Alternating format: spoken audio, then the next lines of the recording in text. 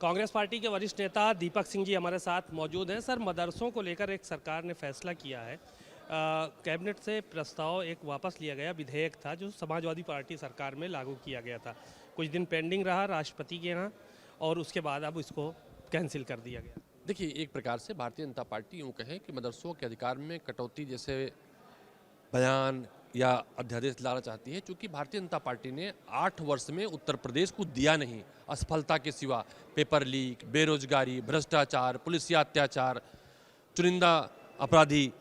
तो मुझे लगता है ये अधिकारों में कटौती की जो श्रृंखला है, पहले पंचायत प्रतिनिधियों के अधिकार में कटौती की गई, अभी हाल में ही उन्होंने विधायकों के भी अधिकार में कटौती करने के लिए चिट्ठी लिखी, विद्रोह हुआ।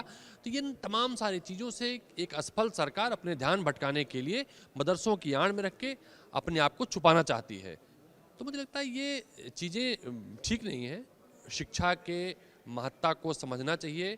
शिक्षा के नाम पर कटौती या शिक्षा के चीज़ों में कटौती करना एक प्रकार से सरकार की उस मानसिकता दर्शाता है। सरकार जो असफल होती है, इन चीज़ों भटकती है। एक सवाल ये था कि लगातार ये देखा जा रहा है कि चौधरी चरण सिंह को लेकर जो विपक्ष है सरकार पर हमलावर है।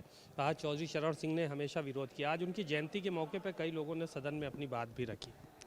देखिए, भारतीय जनता पार्टी चौधरी चरण सिंह जी की विरोधी नहीं थी। भारतीय जनता पार्टी हर उस महापुरुष की विरोधी है जिसने देश के प्रति अपना योगदान दिया है, किसानों के हितकारी रहे हैं।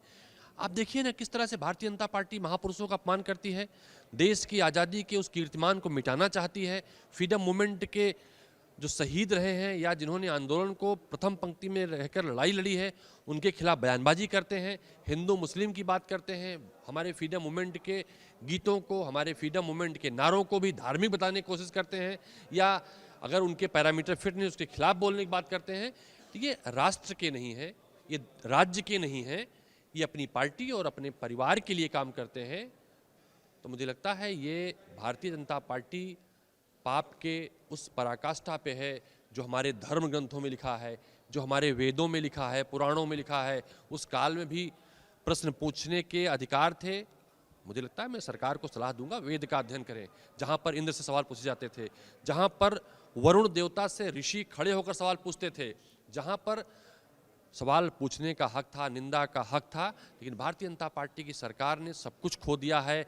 ना धार्मिक है, ना राजनीतिक है, ना संवैधानिक है, सिर्फ ये भाजपाई है और संघी है। एक आखिरी सवाल और है। आज भारतीय जनता पार्टी के प्रदेश अध्यक्ष की प्रेस कॉन्फ्रेंस थी।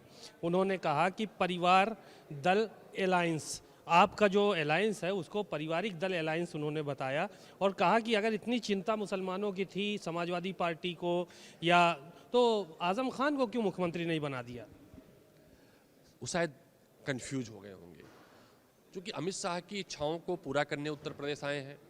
लोग कहते हैं गोरखपुर का द्वंद्व उत्तर प्रदेश में दिखाई पड़ेगा। तो वो परिवार की बात इसलिए कर रहे होंगे क्योंकि उत्तर प्रदेश क्रिकेट के मामले में बड़ा प्रसिद्ध राज्य रहा है। कई सारे खिलाड़ियों ने देश का प्रतिनिधित्व किया है।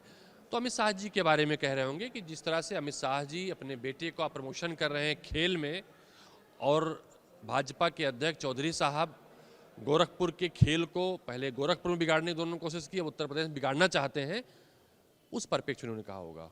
शुक्रिया बहुत बहुत। आपने दीपक सिंह को सुना है, कई बातों पर उन्होंने रोशनी डाली और अपनी बातों को रखा। कैमरामैन मेहदी हसन के साथ सीमा नकवी, भारत समाचार, लखनऊ।